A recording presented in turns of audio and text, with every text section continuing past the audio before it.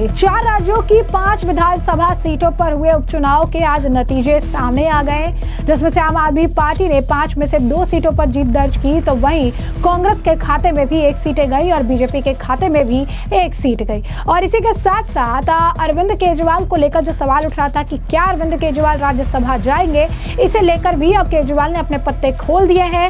Media के सवालों का जवाब देते हुए उन्होंने बता दिया है कि राज्यसभा को लेकर उनका क्या प्लान है। इसी के साथ साथ आपको बता दें कि जो अरविंद केजरीवाल हैं वो उपचुनाव के नतीजों के बाद बकायदा प्रेस कॉन्फ्रेंस करते नजर आए और इसमें इन्होंने काफी कुछ कहा है। तो क्या है पूरा माजरा, विस्तार से जानेंगे। सबसे पहले बात कर लेते हैं चुनाव के नतीजों को लेकर। तो 4 राज्यों की 5 विधानसभा सीटों पर हुए उपचुनाव ने आज जो है उनके नतीजे सामने आए हैं। आम आदमी पार्टी ने 5 में से 2 सीटों पर जीत जो है दर्ज की है। ऐसे में आपको बता दें कि जो 2 सीटें आम आदमी पार्टी ने जीती है वो ऑलरेडी आम आदमी पार्टी की ही सीटें थी, क्योंकि इसमें लंबे समय से आम आदमी पार्टी का राज रहा। जिसके बाद आम आदमी पार्टी को इन सीटों पर जीत मिली। दिलचस्प बात यह रही कि पंजाब की सीट भले ही बीजेपी नहीं जीत पाई, लेकिन बीजेपी के वोट परसेंटेज में जो है उसमें काफी इजाफा देखने के लिए मिला है। जी हाँ, बिल्कुल सही सुना आपने। जो वोट शेयर है उसमें बढ़त देखने के लिए मिली है। जो आंकड़ा सामने आया है उस हिसाब से अगर हम आपको बताएं तो आम आदमी पार्टी को 39%, कांग्रेस को 27%, बीजेपी को 23% और सैड को जो है वो 9% देखने के लिए मिली है। जैसा कि आपको पता है कि पंजाब के इस चुनाव में अकाली दल जो है वो डिक्लाइन कर दिया, उसने अकाली दल पीछे रही। कहा जा रहा था कि अकाली दल की अगर इसमें एंट्री होती तो बीजेपी को वोटिंग परसेंटेज में और ज्यादा फायदा मिल सकता था, उनके वोट शेयर में और ज्यादा वृद्धि हो सकती थी। यानी साफ तौर पर पंजाब, जहां पर आपने देखा कि पहले जो है कांग्रेस सत्ता में थी, कांग्रेस के बाद आम आदमी पार्टी जो है अब सत्ता में है, और ऐसी स्थिति में जब बैक टू बैक 2 बार आप कहिए कि बैक टू बैक लंबे समय तक विपक्ष का राज जो है पंजाब में रहा, सत्ता में जो है विपक्ष के आप कह सकते हैं कई सारी पार्टियां रही, जैसे कि कांग्रेस रही लंबे टाइम तक, उसके बाद अब आम आदमी पार्टी को मौका मिला।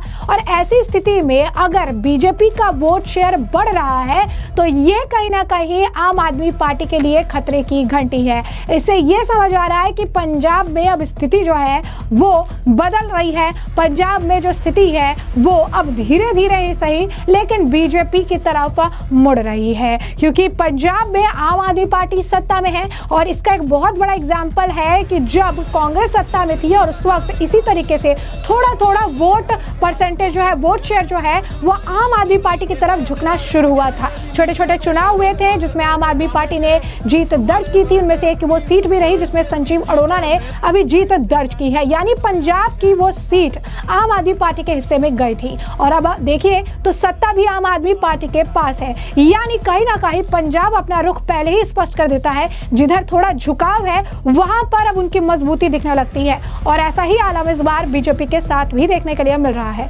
जीत के बाद अब आपको बता दें कि पार्टी के राष्ट्रीय संयोजक अरविंद केजरीवाल ने बकायदा प्रेस कॉन्फ्रेंस की।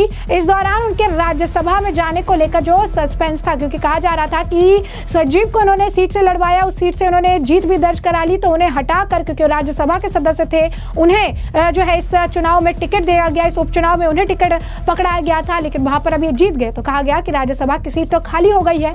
तो अब अरविंद केजरीवाल पंजाब से जो है राज्यसभा चले जाएंगे, इस सीट से जो है राज्यसभा चले जाएंगे।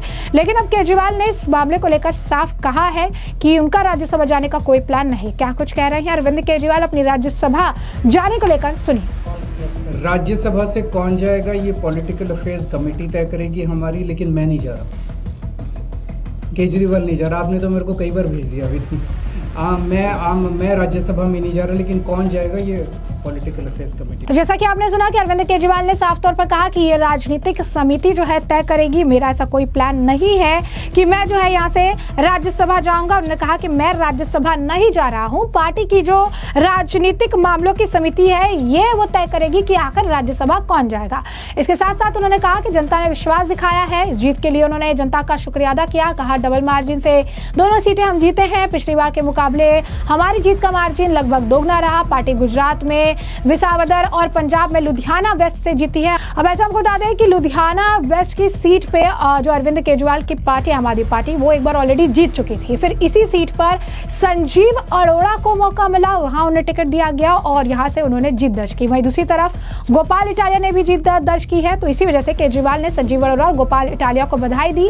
उन्होंने जनता को धन्यवाद दिया। केजरीवाल ने यह भी कहा कि बड़ा संकेत है, पंजाब के लोग हमारी सरकार से खुश है। आज डबल मार्जिन से जीते हैं। 2027 का सेमीफाइनल है।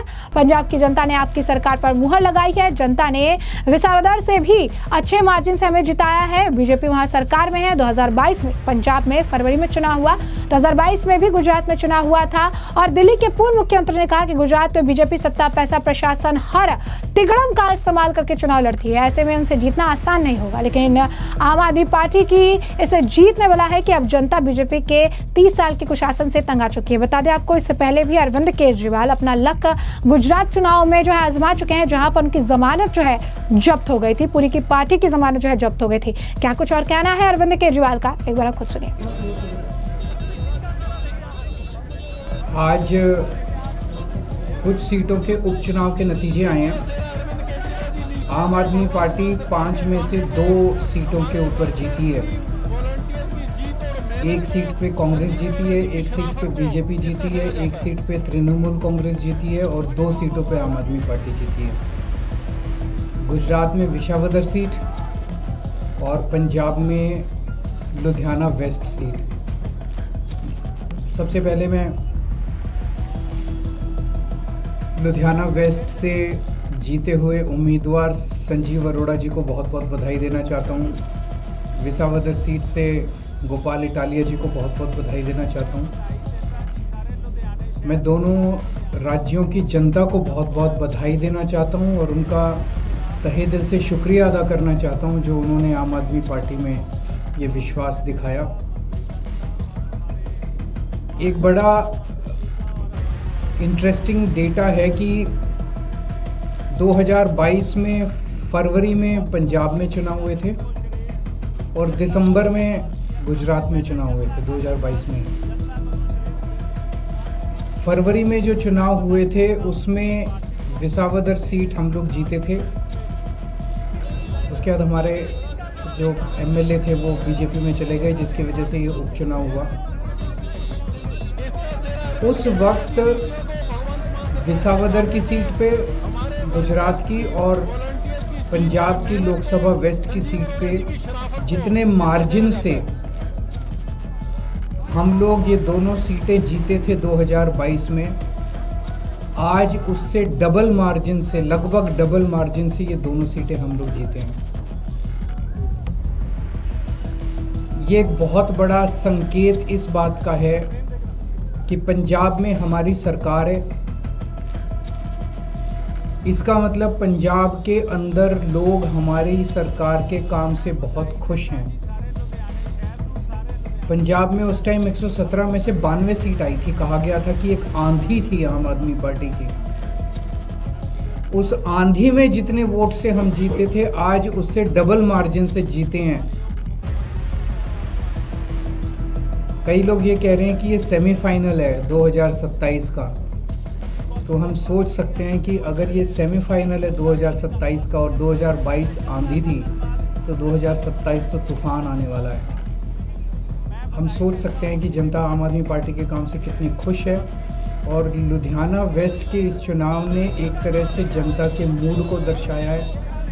एक तरह से पंजाब की जनता ने मोहर लगाई है आम आदमी पार्टी के कामों पर। तो ऐसे में हमने आपको जो पूरा मामला है विस्तार से बताया। तमाम आपने बयान सुने, अरविंद केजरीवाल का आपने बयान सुना है और अब इस पूरे मामले पर आपकी भी जो राय हो वो कमेंट सेक्शन में कमेंट करके जरूर से जरूर साझा करिएगा। धन्यवाद।